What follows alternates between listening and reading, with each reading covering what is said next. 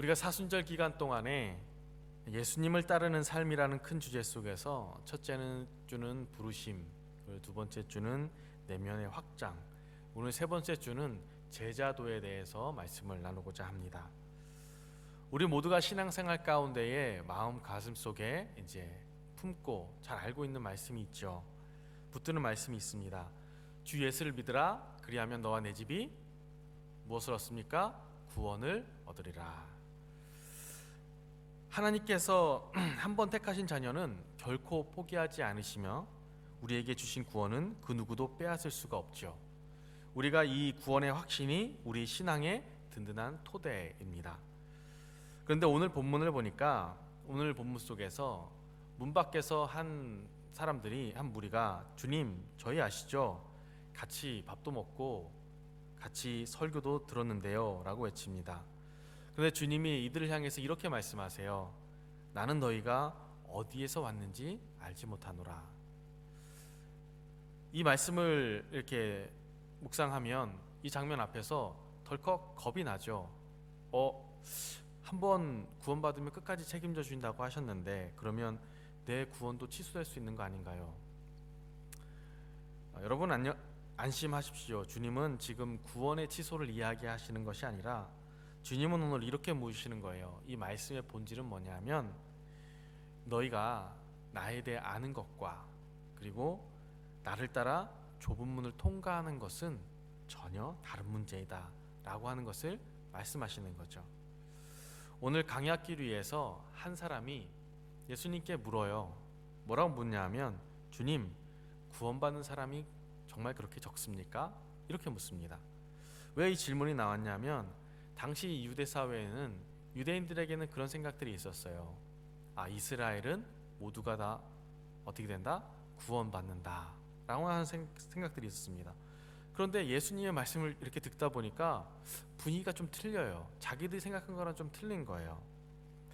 회개하라 말씀하시고 부자 청년 이야기도 하시고 그렇게 듣다 보니까 유대인이라고 자동으로 구원받는 것 같지가 않은 거예요. 그래서 묻는 겁니다. 그러면 구원받는 사람이 적습니까? 묻는 사람은 구원받는 어떤 숫자 또는 구원받는 것에 대한 이야기를 하고 있죠. 예수님께서는 그런데 구원받는 사람이 적습니까? 라고 묻는 그 어떤 양과 숫자에 대해서 물어볼 때 이렇게 말씀하세요. 좁은 문으로 들어가기를 힘써라. 이렇게 말씀합니다. 그러니까 구원이라고 하는 것은 유대인의 어떤 정체성이라는 것으로만 결정되는 것도 아니고 하나님 앞에 서 있을 때 어떤 개인의 믿음과 회개의 문제로 연결된다라는 거죠. 그래서 오늘 본문 마지막에 가면 이렇게 이야기하잖아요. 사람들이 동서남북으로부터 와서 하나님 나라 잔치에 참여하리니 보라, 나중된 자로서 먼저 될 자도 있고 먼저 된 자로서 나중될 자도 있느니라. 이렇게 말씀합니다. 그러니까 당연히 내 자리라고 생각했던 유대인들이 여기에 이름 모를 이방인들이 앉아 있고 정작 이 주인 행세하던 사람들이 문 밖에 앉아 있는 겁니다. 그러니까 아브라함의 후손으로는 당연히 구원받을 것이라고 생각했던 이들에게 이 말씀은 매우 충격적인 말씀인 거죠. 자, 2000년 전에 이 유대인들이 갖고 있는 이 당혹감, 이것을 이제 우리의 모습으로 한번 가져와 보는 거예요.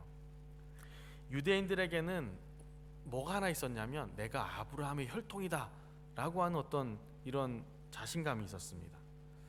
이것을 오늘날 우리에게 좀 비추어서 생각해 본다면 이렇게 생각해 볼 수도 있을 것 같아요. 내가 날 때부터 하나님을 믿는 모태신앙인데 또는 익숙한 종교 생활을 하고 있는 사람인데,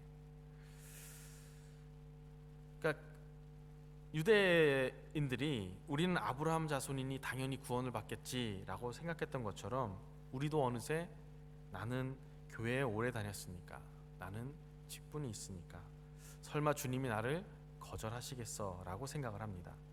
그런데 오늘 그런 우리에게 예수님이 말씀하시는 거예요. 너는 내가 지나갈 때에 내가 가는 그 길목에서 나를 향해서 쫓아오며 박수만 치던 사람이냐, 아니면 나와 함께 그 길을 걸어가는 제자인가입니다. 오늘 주님이 말씀하신 구원의 문이 좁은 문이라고 말씀을 하십니다. 그런데 이 문이 좁은 문이라고 해서 이게 주님이 인색해서 좁은 문이고 좁아 보이는 문이 아니라, 생각해 보면 우리가 짊어진 자아의 짐이 너무나도 크기 때문에 이 문이 오히려 더 작게 느껴지는 겁니다. 생각해 보면 여러분 이렇게 앉아 있는 여러분이나 서 있는 저나 구원으로 많은 문의 크기는 똑같습니다. 그것이 좁은 문일지라도 똑같아요. 그런데 그것이 왜 다르게 느껴지는가 하면, 내가 쥐고 내려놓지 못한 채 갖고 있는 그 영적 비만함으로 인해서 그 문이 더 좁게 보이는 겁니다. 예전에 그 울산에 그 태화강이라는 데를 갔더니, 태화강에 갔더니 이렇게 구조물 중에 그런 구조물이 있어요. 사람이 지나가는 거야, 나무 사이를. 그런데 점점 크기가 작아지게 만든 거예요. 그래서 그 사이를 지나가는데 배가 나와 있으면 숨을 탁 들이쉬고 들어가면 지나가긴 해요. 그런데 점점점 들어가기가 힘들어지죠. 비만한 사람일수록 들어가기가 힘들더라고요. 우리가 내려오지 못한 채 지고 있는 영적 비만들로 인해서 문이 좁아 보이는 거예요. 그래서 이 아프리카에서 원숭이를 잡는 법도 아주 단순한 방법으로 원숭이를 잡잖아요. 어떻게 잡죠? 나무 구멍 속에 원숭이가 좋아하는 견과류를 넣어두는 거예요. 그러면 원숭이가 가서 그걸 잡습니다. 그 자그마한 구멍 속으로 손을 집어넣는데, 손은 집어넣어서 그걸 잡았어요. 그러면 주먹을 딱 쥐잖아요. 그러면 손이 안 빠지는 거예요. 그 손이 안 빠지는 그때에 옆에 사람들이 지켜보고 있다가 가서 원숭이를 잡는 거죠. 원숭이는 그 손을 놓고 나가면 되는데 그 손을 끝까지 놓지 않습니다. 신앙생활을 오래 한다는 것이 점점 세상의 욕심을 내려놓고 하나님의 뜻에 합한 삶으로 살아가는 것인데, 신앙생활을 오래 하면서 오히려 점점 뚱뚱해지는 모습들을 보게 돼요. 그래서 우리가 이렇게 생각하고 이렇게 이야기하는 것들을 우리 신앙생활 가운데 경계해야 됩니다. 목사님, 그거 아시죠? 제가 왕년에는 정말 교회를 이렇게 섬겼습니다. 제가 왕년에는 성경을 몇 독을 했습니다. 성경 지식은 누구보다 많습니다. 이런 것들이 영적 비만이라는 거죠. 이런 우리를 향해서 예수님이 말씀하시는 거예요. 그 거대한 자존심과 세상의 자랑거리를 들고는 이 문을 통과할 수 없다라는 겁니다.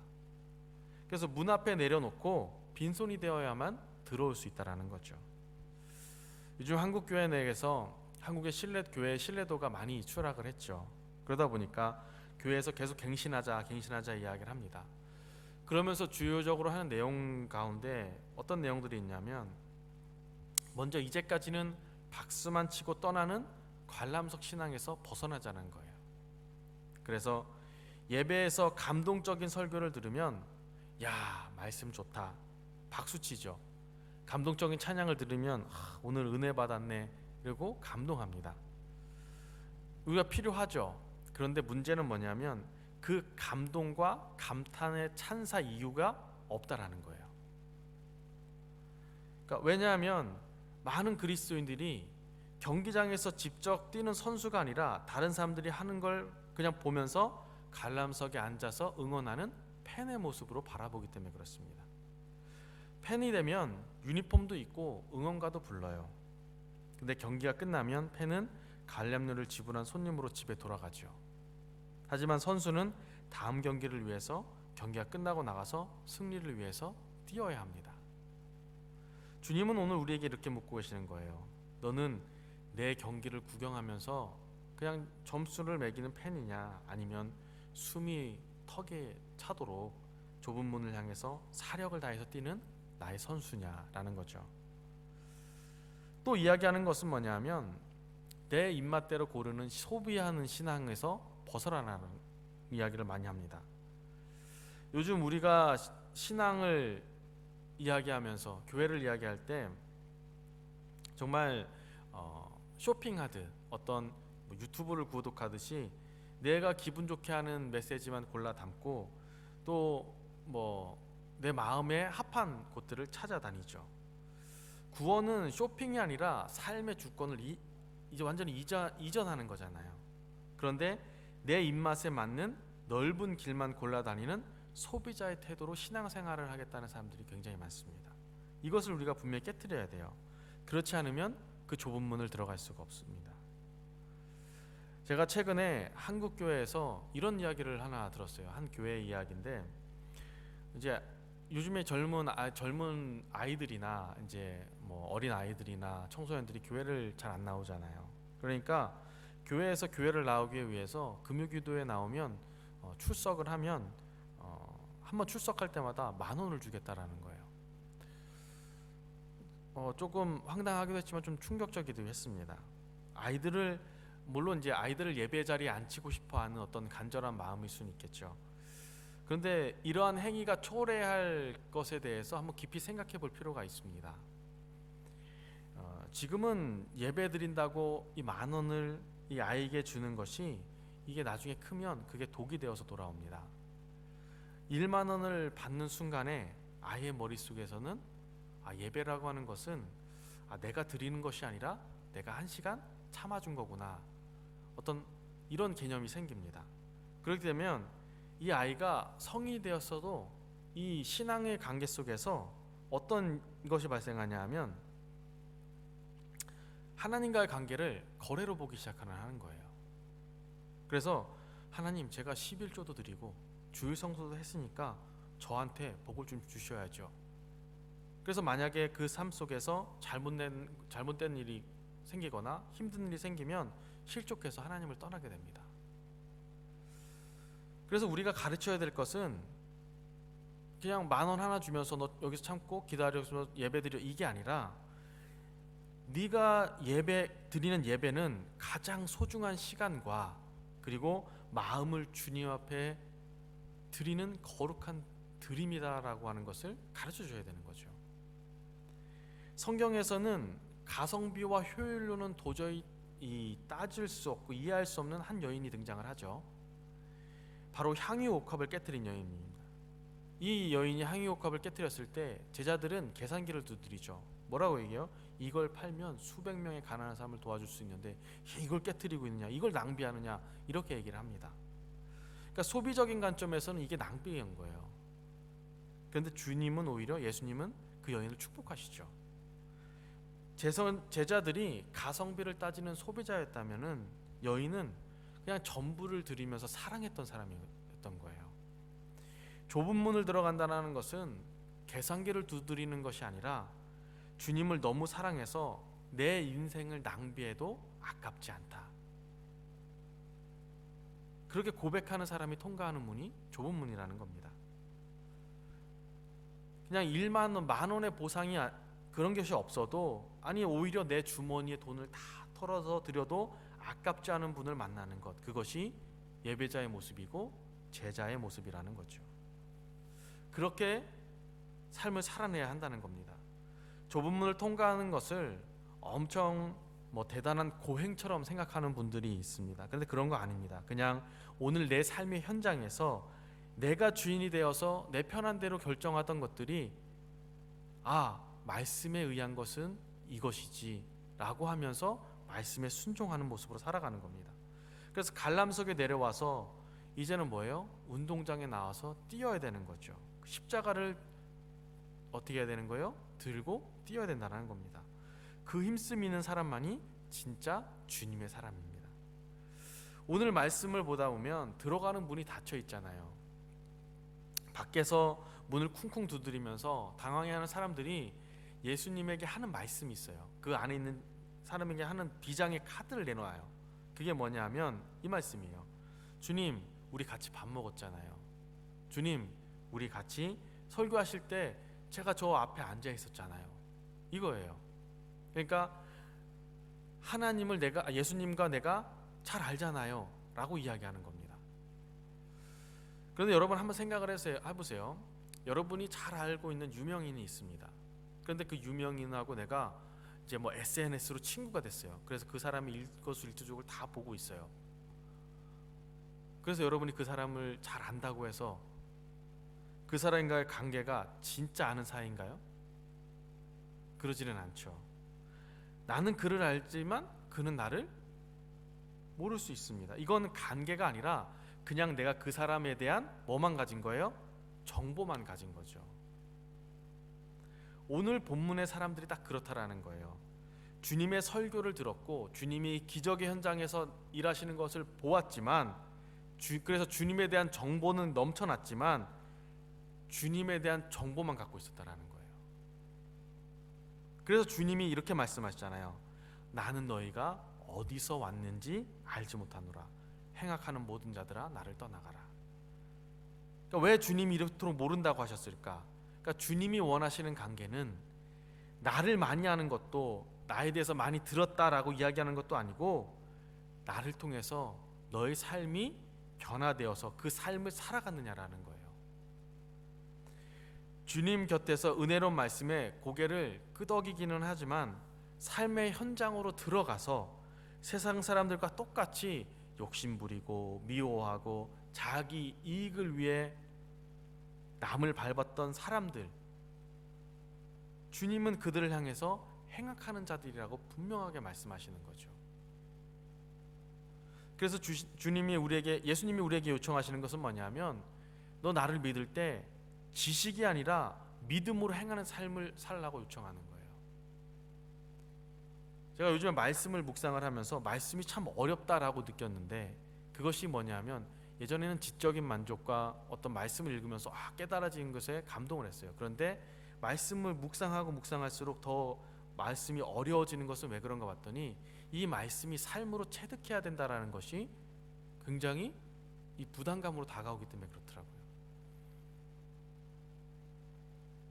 왜냐하면 성경을 계속 읽어보면 읽을수록 하나님이 우리에게 원하시는 것, 예수님이 우리에게 원하시는 것은 그냥 이 말씀을 알고 그냥 잘 알고 많이 알고에 대해서 끝나는 것이 아니라 이 말씀이 삶 속에서 드러나야 된다라는 거예요.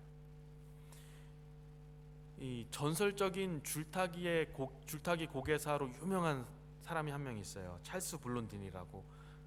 그분이 한 명 있는데 그분이 얼마나 유명하냐면 이제 전 세계 다 유명한 거예요. 근데 그 특별히 유명해진 게가 뭐냐면 나이아가라 폭포 위에서 줄을 쫙 매달아 놓고 거기서 외발 자전거 있잖아요. 그걸 타고선 거기를 건넌 거예요. 외발 수레를 타고선. 그러니까 그 묘기를 보니까 사람들이 막 환호하잖아요. 그러니까 막 안대를 또 그 하고선 거기를 건너기도 하고 자전거를 뭐 타고 건너기도 하고 뭐 별의별 다 건너는 거예요. 그러니까 사람들이 막 환호하고 엄청나게 그 사람을 보면서 감탄을 하죠. 그런데 그 나이아가라에서 그렇게 공연을 할 때에 이 분이 이런 얘기를 했어요. 고개가 거의 끝나갈 때쯤에 거기에 모이는 많은 관중들을 향해서 이런 이야기를 했어요. 여러분은 제가 사람을 업고 이 줄을 넘을 수 있다는 걸 믿습니까? 그랬더니 많은 사람들이 당연히 믿습니다. 이분이 딱 한마디 더 던졌어요. 그러면 제 등에 업힐 분 한 분만 나오십시오. 아무도 안 나올 거예요. 아무도 나올 수 없다고 이미 판단한 이 블론딘이 관중 가운데 서 있던 한 사람을 딱 찍으면서 당신은 날 믿습니까? 그러니까 난 당신을 믿습니다. 그럼 내 등에 엎이십시오. 그래서 그 사람을 엎었어요. 나중에 알고 봤더니 이 사람이 이 찰스 블론딘의 매니저였다고 해요. 근데 이 사람을 엎고 모두가 지켜보는 가운데 정말로 그 나이아가라 폭포를 건너게 됩니다. 우리는 주님에 대해서 정보를 알고 지식적으로 많은 것을 알고 그렇게 있습니다. 그런데 주님을 그것을 믿는다고 착각하는 경우도 있습니다. 하지만 진짜 믿는다는 것은 그분의 등에 내 인생을 맡기고 업히는 것입니다. 구경꾼의 박수를 믿음으로 착각하지 마십시오. 주님은 지금 주님 앞에 우리의 인생을, 여러분 당신의 인생을 내맡길 한 사람 한 사람을 찾고 계십니다. 신앙은 예수님에 대한 지식적인 만족과 감정적인 기쁨을 위한 게 절대 아닙니다. 예수님을 내 삶의 진짜 주인으로 모셔드리고 그 좁은 문을 통과하는 것에 있습니다. 이 좁은 문을 통과한다는 것은 주님의 말씀이 내 삶의 기준이 되고 그 말씀 앞에 내 고집을 꺾는 인격적인 항복을 의미합니다. 여러분은 지금 주님에 대한 정보를 수집하는 구독자입니까? 아니면 주님의 통치 아래서 삶이 깎여나가고 있는 제자입니까? 아무리 열정적인 팬이라도 경기가 끝나면 자신의 집으로 들어가죠. 눈물 흘리고 환호하지만 선수를 대신해서 훈련을 받거나 경기장을 직접 뛰지는 않습니다. 반면 선수는 다릅니다. 경기를 위해서 생활 습관을 바꾸고 식단을 조절하고 자신의 몸을 깎아내는 고통을 감내합니다. 주님이 말씀하신 좁은 문은 감동으로 통과하는 문이 아니에요. 그 좁은 문은 여러분의, 오늘 성경에서 뭐라고 해요? 좁은 문으로 들어가기를 힘쓰라. 여러분은 어느 쪽에 지금 서 있습니까? 여러분은 팬입니까? 제자입니까? 오늘 본문의 마지막에 넘어가 보면 집주인이 문을 다 잠근 뒤에 안에서 뭐가 벌어지고 있어요? 잔치가 벌어지고 있습니다. 그리고 밖에서는 곡소리가 들립니다. 그런데 밖에서 울고 있는 사람들이 누구냐 하면 성경에 이야기하죠. 아브라함과 이삭과 야곱의 후손들입니다. 그러니까 자신들이 구원의 1순위라고 믿었던 사람들이에요. 그런데 반면에 잔치의 상석에서는 앉은 사람들은 동서남북 모든 곳에서 몰려온 이방인들이 거기 앉아 있습니다. 주님은 이 충격적인 장면을 한마디로 이렇게 이야기하시죠. 나중된 자로서 먼저 될 자도 있고 먼저 된 자로서 나중될 자도 있느니라. 왜 이런 역전이 일어났습니까? 먼저 된 자들에게 갖고 있는 한 가지 치명적인 것이 있었어요. 그것은 뭐냐면 당연함이라는 거예요. 당연함. 나는 모태 신앙이니까 당연히 합격이지. 나는 이 교회를 세운 사람인데 당연히 합격이지. 내 자리가 있겠지. 이 당연함은 영적인 비만을 만듭니다. 내가 이미 VIP라고 믿으니까 좁은 문을 통과하기 위해 나를 깎아내거나 짐을 내려놓을 필요를 못 느끼는 겁니다. 그래서 문 앞에서 나 누군지 알지? 라면서 체면치레 하다가 들어가는 그 문의 골든타임을 놓쳐버린 거죠. 우리 성경을 보면 좁은 문으로 들어가고자 할 때 강력하게 이 문을 막은 사람이 역설적이게도 수제자 베드로였습니다. 베드로는 주는 그리스도시요 살아계신 하나님의 아들입니다 라고 하는 최초의 신앙 고백을 했던, 그리고 천국의 열쇠까지 양속받은 영적에 먼저 된 자의 정점에 서 있던 사람이죠. 그런데 주님이 내가 이제 예루살렘에서 올라가서 고난을 받고 죽임을 당해야 하리라 하면서 좁은 문의 실체를 드러낼 때 베드로가 태도가 돌변하죠. 그러면서 예수님에게 말하죠. 주님 안 됩니다. 주님 안 돼요. 고생하지 마세요. 그런 불편하고 끔찍한 길 생각도 하지 마십시오. 그냥 영광의 길로 가시면 안 되겠습니까? 이게 지금 현대를 살아가는 그리스도인들이 범하는 가장 가성비 신앙의 뿌리예요. 가성비 신앙. 예배는 드려야 하지만 내 주말이 깨지는 건 싫어해요. 주님은 사랑한다 하지만 내가 주님 앞에 헌신한 시간들은 드리고 싶어 하지 않아요. 베드로는 주님께 좁은 문이 없는 넓은 길을 제안한 거예요. 그때 주님이 말씀하시잖아요. 뭐라고 말씀하십니까? 사탄아 내 뒤로 물러가라. 너는 나를 넘어지게 하는 자로다. 사탄의 본질은 어떤 뿔 달린 괴물이 아니잖아요. 하나님의 일을 사람의 일로 바꿔놓으면 그것이 곧 사탄이 됩니다.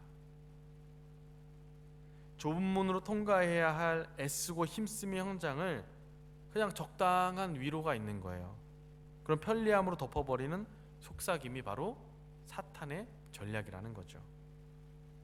제가 자주 이용하는 그 C.S. 루이스의 스크루테이프의 편지를 보면은 악마들이 막 회의하는 장면들이 나와요. 그런데 거기서 한 악마가 우리 인간들에게 하나님 없다라고 이야기합시다. 근데 그 인간들이 믿지를 않죠.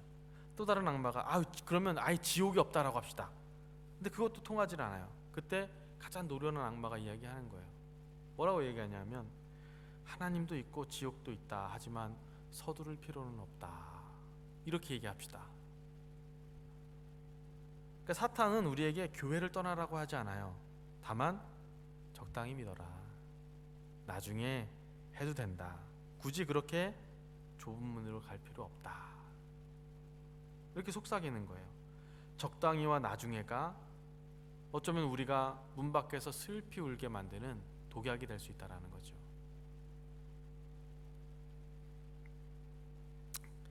주님은 베드로에게 내 뒤로 물러가라 명령하십니다. 제자의 자리는 주님 앞을 가로막고 훈수두는 자리가 아니에요. 주님의 뒤에서 묵묵히 그 좁은 문을 따라가는 자리입니다. 동서남북에서 온 이방인들을 보세요. 하나도 내세울 것이 없었습니다. 그들은 자랑할 것이 없었어요. 그런데 그들에게 있었던 것은 그저 내 같은 죄인이 저 잔치에 들어갈 수 있을까 하고 하는 가난한 마음뿐이었죠.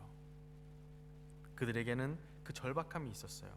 주님이 아니면 나는 끝입니다. 나는 주님밖에 소망이 없습니다. 그 간절함이 체면이고 뭐고 다 자존심이고 문 앞에 던져놓게 만드는 거죠. 결국 좁은 문에 꼭 맞는 사람은 영적인 어떤 기득권을 가지고 뚱뚱해지고 비만해진 사람이 아니라 그저 하나님 앞에 내가 죄인됨을 고백하고 자격 없음을 인정하고 스스로 낮아진 사람이었다라는 거죠. 제가 말씀을 준비하면서 한국의 슈바이처라고 불리는 우리 장기려 박사님의 이야기를 한번 다시 보았어요. 보면서 참 배울 게 많은 분이다 라는 생각이 들었습니다. 장대 최고의 의사였어요. 외과 의사. 그래서 본인이 원하면 대통령 주치의도 할 수 있어요. 그리고 뭐 본인이 원하면 큰 병원에 병원장도 할 수 있죠. 부와 명예라고 하는 넓은 길을 마음껏 갈 수 있는 사람이에요. 그런데 그런 것들을 다 포기하고 자기가 가진 의사 가운을 입고 자기가 그 의대를 가면서 하나님 앞에 서약한 대로 자신의 삶을 꿋꿋이 걸어나가죠. 치료비가 없어서 고민하는 환자들한테 밤에 몰래 가서 그렇게 얘기했다고 하죠. 내가 뒷문 열어줄 테니까 지금 도망가세요. 자신의 월급이 다 가난한 사람들한테 써버렸습니다. 그러니까 정작 본인은 옥탑방 그 방 한 칸에서 평생을 살았어요. 시장에 가서 시장 상인들이 바가지를 씌워가지고 그 가격을 부르면 웃돈을 더 주고 물건을 샀다고 하죠. 세상 사람들은 그를 바보라고 비웃었대요. 하지만 주님이 기다리시는 저 문을, 저 좁은 문을, 생명의 문을 통과할 수 없다라는 것은 아마 이 장기려 박사님은 알고 있었던 것 같아요. 여러분, 오늘 우리의 자리는 어디입니까? 신앙생활의 연수가 늘어갈수록 우리는 조심해야 합니다.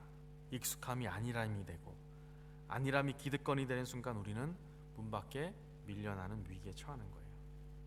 주님은 오늘 우리에게 과거의 훈장을 가져오라고 하지 않고 이렇게 물으시는 거예요. 너는 지금도 나 없으면 안 된다는 그 절박함으로 좁은 문 앞에 서 있니? 여러분, 그 문이 닫히기 전에 우리가 통과해야 되겠죠. 오늘 예수님은 왜 이토록 무거운 경고와 놀라운 반전의 이야기를 들려주시는 걸까? 우리에게 힘드니까 포기하라고 이야기하는 걸까? 아니겠죠. 문이 닫히기 전에 진짜 생명의 길로 초대하기 위함이겠죠. 좁은 문은 우리를 거부하는 문이 아니라 우리의 뚱뚱해지고 비만해진 영적인 자아들을, 나의 욕심들을, 고집들을, 당연함을 다 주님 앞에 내려놓고 이제 하나님 앞에 나아가라고 예수님이 우리에게 주신 말씀입니다. 먼저 믿었다는 자부심을 내려놓고 오늘 처음 주님을 만난 자의 심정으로 그 좁은 문을 향해서 뛰어가는 자, 그 사람을 예수님은 잔치의 주인공으로 부르신다는 거죠. 나중된 자, 겸손함으로 먼저 된 자의 축복을 누리는 여러분이 되시기를 간절히 소망합니다. 펜으로 박수만 치다가 문 밖에 남을 것인가, 아니면 제자로 좁은 문을 통과해 잔치 자리에 앉을 것인가. 선택은 오늘 여러분에게 있습니다. 그리고 오늘 예수님은 우리에게 결단하라 말씀하십니다. 좁은 문으로 들어가기를 힘쓰라. 예수님이 초대하시는 그 잔치 자리에 우리 모두 앉기를 주님으로 간절히 축복합니다. 기도합시다.